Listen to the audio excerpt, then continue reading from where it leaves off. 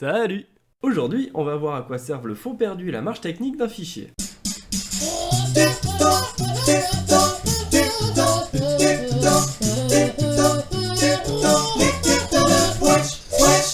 Avant toute chose, suivant l'imprimeur et surtout suivant la machine qu'il va utiliser, il faudra plus ou moins de fond perdu.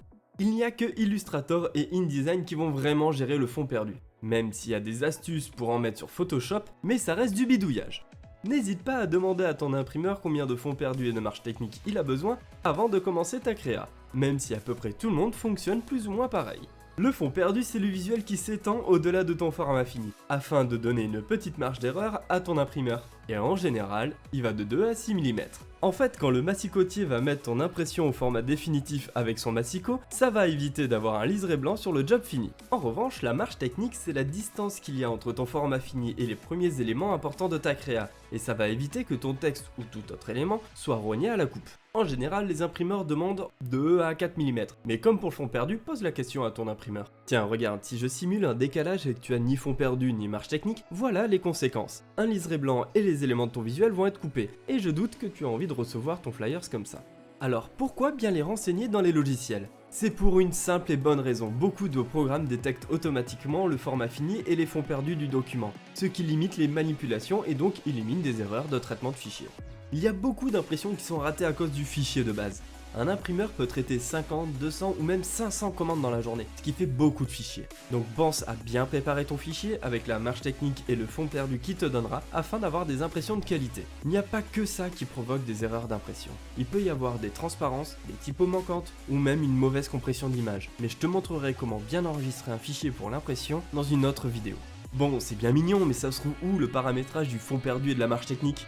Dans Illustrator, tu peux indiquer le fond perdu quand tu crées un nouveau document, ou alors avec Alt-CTRL-P et tu lui indiques dans la fenêtre qui vient d'apparaître.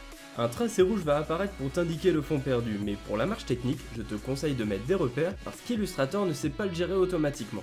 L'affichage des repères se fait avec CTRL-R et avec un clic et glisser, tu crées ton repère. Pour ne pas te prendre la tête, mets ton repère au niveau de ton format fini et déplace-le de la distance voulue avec la touche Entrée, ce qui te permet d'être précis. Répète cette manipulation 3 fois pour les 3 côtés. Et pour finir, verrouille les repères avec un clic droit et verrouillage des repères. Pour InDesign, c'est encore plus simple. Quand tu crées ton document, il va te le demander, et une fois que tu as tout renseigné, tu vas avoir des repères pour t'indiquer tout ça. Ici, le rouge détermine ton fond perdu, le noir ton format fini, et le violet ta marge technique. Pour les modifier une fois que ton document est ouvert, fais comme dans Illustrator, CTRL-P pour entrer les nouveaux paramètres dans la fenêtre qui vient de s'ouvrir. Que ce soit dans Illustrator ou InDesign, n'oublie surtout pas de cocher la case « Utiliser les paramètres de fond perdu du document » quand tu enregistres en PDF, sinon tout ça, ça sert pas à grand chose. Pour Photoshop, agrandis juste ton document de quelques millimètres dont tu as besoin, et tu vas mettre des repères comme pour la marge technique dans Illustrator. En faisant comme ça, tu crées des fonds perdus, oui, mais non détectables par Acrobat Pro par exemple. Mais bon, c'est mieux que rien. Je te mets en description une vidéo qui va te permettre de créer des fonds perdus sur Photoshop d'une autre manière, et franchement cette technique est vraiment pas mal. Alors, en résumé, j'espère que cette vidéo a pu répondre à tes questions sur le fond perdu et la marge technique d'un fichier, et si tu as d'autres questions, n'hésite surtout pas à les mettre en commentaire. En tout cas, n'oublie pas de t'abonner, d'activer la cloche et de mettre un petit pouce bleu. Bye!